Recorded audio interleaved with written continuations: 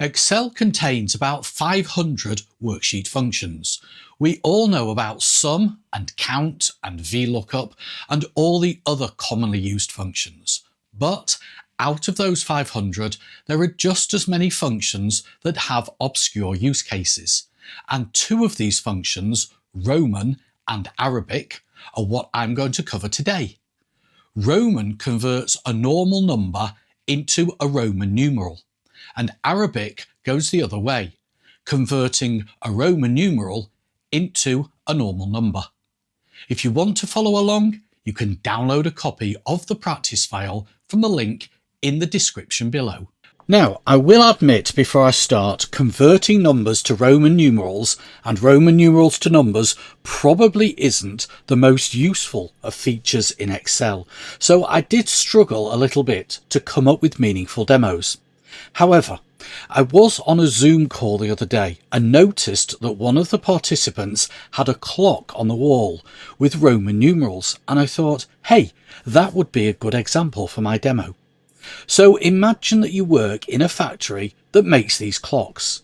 You're new to this kind of work, so you decide to build a spreadsheet that displays the traditional numbers 1 to 12 and their Roman numeral equivalents.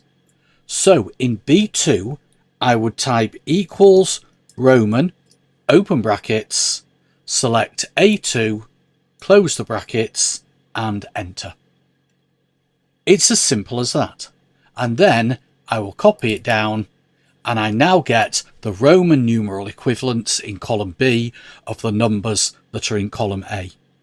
By the way, it is worth mentioning that the Roman function will generate an error if you try and convert a negative number or a positive number that's higher than 3,999.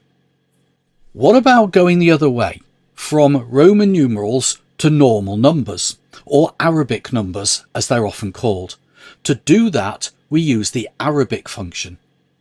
Now, the Super Bowl, one of the biggest events in the US's sporting calendar, is traditionally identified using Roman numerals to denote each game. So here I have a list of the Super Bowl winners between 1967 and 1984. In column D, I want to display the Arabic version of the Roman numeral that's in column A.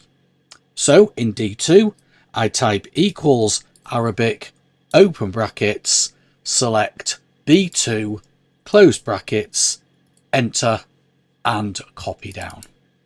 The final example is a bit more complicated. It involves extracting the Roman numeral from a string and converting it to a number. So here's a list of some of the kings and queens of England. If you've got Excel 365, it's simple to extract the Roman numeral from the string. You can use the TEXTAFTER function. If you haven't got 365, you can still do it, but it's a more complicated formula.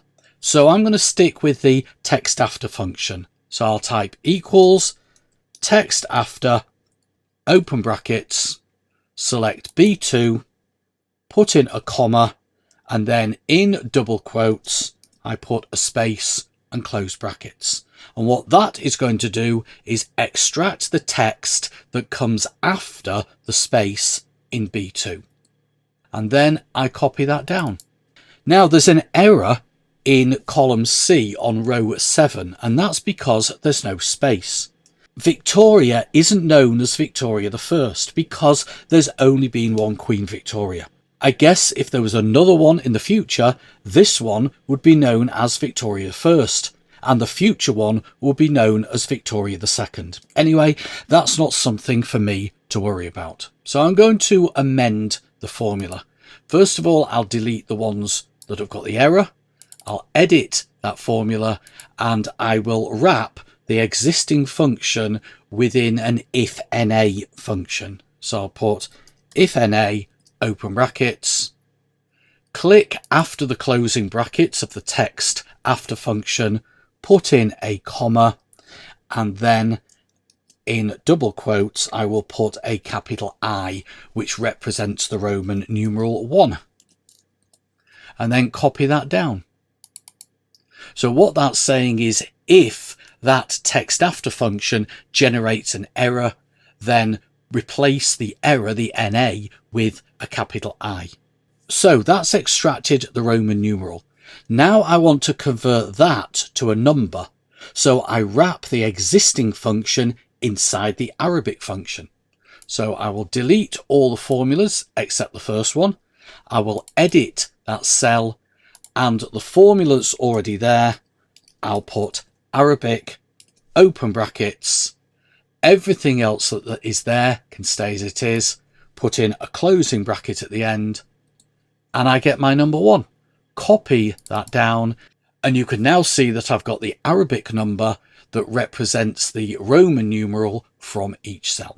Well, I hope this video helped you out, and if it did, please give it a thumbs up. And if you'd like more Excel tips and tricks, please check out my website at theexceltrainer.co.uk. As always, thank you for watching. I'll see you in the next video, but until then, have an excellent day.